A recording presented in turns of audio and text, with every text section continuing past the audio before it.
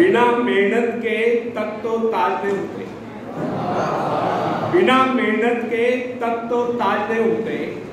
ढूंढ लेते हैं जुगनू अंधेरे में भी मंजिल, ढूंढ लेते हैं जुगनू अंधेरे में भी मंजिल, क्योंकि वे किसी बाहरी रोशनी के मोहताज में होते, वे स्वयं प्रकाशित होते। धन्यवाद।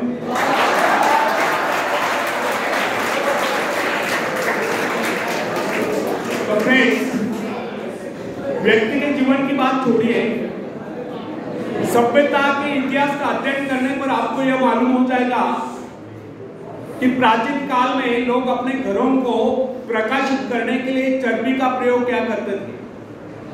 आप यह भी जानते होंगे कि यह चर्बी हवेल मछलियों की शरीर से निकाली जाती थी। एक दिन लोगों को ज्ञात हुआ कि हवेल मछलियों की कमी पड़ गई। ऐसी स्थिति में चर्बी का भयंकर संकट उपस्थित होगा, परंतु आवश्यकता आविष्कार की जटिल है। उसके साथ साथ मिट्टी के तेल का भी आविष्कार हुआ। अब कुछ दिन पहले वैज्ञानिकों ने घोषित कर दिया कि मिट्टी के तेल की मात्रा भी सीमित है और इस बात की पूरी संभावना है कि कुछ ही वर्षों में मिट्टी के तेल के कुएं सूख जाएंगे। इससे लोग एक बार फिर चिंतित हो उठे, क्योंकि उस काल में शक्ति का मुख्य साधन तेल ही था, जिससे कल कारखाने और अन्य अनेक प्रकार के वाहन चलते थे। लेकिन अगले क्षण में वैज्ञानिकों ने इस प्रकार की घोषणा कर दी कि अणुशक्ति का प्रयोग प्रतिदिन की आवश्यकताएं पूरी करने के लिए किया जा सकता है। इसके साथ ही जल विद्युत का निरंतर बढ़ता हुआ प्रचार भी मानव की सभी आवश्यकताओं की पूर्ति करता रहे। आजकल तो सोलर एनर्जी पर बड़ा रिसर्च हो रहा है, पवन चक्कियों का इस्तेमाल बड़े पैमाने पे हो रहा है। इस प्रकार प्रकृति के अक्षय भंडारों और मनुष्य की चमत्कार पूर्ण प्रकृति के आविष्कार इस प्रकार के आविष्कार कर देते हैं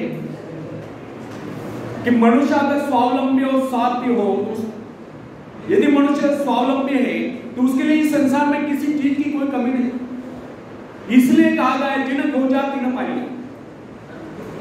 मनुष्य को भ्रम होता है कि उसने बहुत कुछ कर लिया, बहुत कुछ पा लिया है और प्रकृति के निसर्ग के स्रोत खाली हो गए, किंतु यह उसकी भूल है, वो भ्रम में जी रहा है। वास्तविकता तो यह है कि मनुष्य ने अभी तक विश्व के एक अंश पर ही विजय प्राप्त की। पता नहीं अभी तक पृथ्वी के गर्भ में कितने खजाने अछूते दबे पड़े। यह विशाल ब्रह्मांड और इसका अंत ही गहरा मनुष्य की प्रतिभा के लिए भयंकर चुनौती। वैज्ञानिक न्यूटन ने गणित संबंधी नियमों द्वारा इस संसार की विशालता का अनुमान लगा लेने के बाद कहा था, मैं तो अभी तक एक अथांग सागर के तट पर खड़ा हूं और किसी अबोध बालक की तरह आयुवत खाक छानने पर भी मेरे हाथ केवल कुछ सिंपियां ही लगे। न जाने इस ब्रह्मांड सागर के जड़ों तले न जाने कितने करोड़ों करोड़ों माणिक मोती बिखरे हुए पड़े हैं, जिनकी हमें अभी भी तलाश है। यह बात सच है कि संसार असीम और अपरिमित है। ब्रह्मांड में हमारी सभी इच्छा और आशा आकांक्षाओं को पूरा करने की क्षमता, सुख प्राप्त करने के लिए केवल इन स्रोतों का उपयोग करना उत्साह के द्वारा ही संभव हो सकता है। सोई हुई शक्तियों को जगाकर प्रकृति के इस विशाल भंडार का उपयोग करने के लिए किए गए प्रयत्न अनंत है। समृद्धि उद्योगी पुरुषों की दासी है। प्रभु ने इस सृष्टि का निर्माण इसलिए नहीं किया कि प्रभु ने इस सृष्टि का निर्माण मनुष्य व्यक्ति के आनंद प्राप्ति के लिए किया है। ईश्वर ने मनुष्य की रचना इसलिए नहीं की कि वह सदैव अभाव में रहकर कष्ट भोगता रहे। क्या आप बता सकते कोई रचनाकार अपने किसी भी कृत्य के लिए इस प्रकार के भविष्य की रचना कर सकता है? कदापि नहीं।